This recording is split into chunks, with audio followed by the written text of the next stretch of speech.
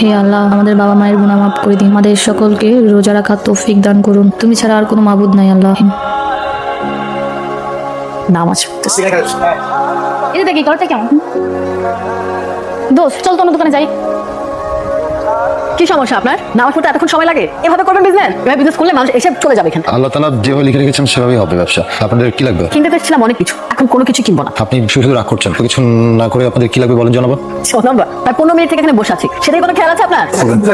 ভাই, আপনার দোকান থেকে কিচ্ছু লাগবে না, চল তো। অনেক কিছু কিনতে আসছিলাম, কিন্তু উনি ওনার কোনো খবর নাই। এভাবে বিজনেস করবেন আপনারা, আমাদের কিছু লাগবে না।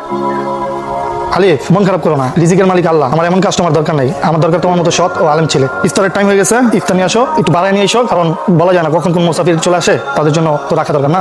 ঠিক আছে। ঘটক সাহেবের কাছে শুনলাম আপনার দুই ভাই ভালো একটা পরিবারে বিয়ে করতে যাচ্ছেন। আসলে মা, বিয়ে হলো ভাগ্যের ব্যাপার। আল্লাহ তাআলা যার কপালে যেটা লিখে রেখেছে, যার সাথে হওয়ার কথা তার সাথেই হবে। আসলে রমজান মাস তো, আর পরহেজগার মেয়ে, ওরা আবার মোবাইলে ছবি টবি তোলে না। আমি গ্যারান্টি দিতে পারি মেয়ে খুবই সুন্দর। আমার চাচুর কথা দিয়ে দিল আমাকে আল্লাহ। এত গন্ধ আমি নিতে পারতেছি না। আপনি কেন বিয়ে করছেন আমাকে? হ্যাঁ, আপনি কেন আমার জীবনটা ভাবে শেষ করে দিলেন?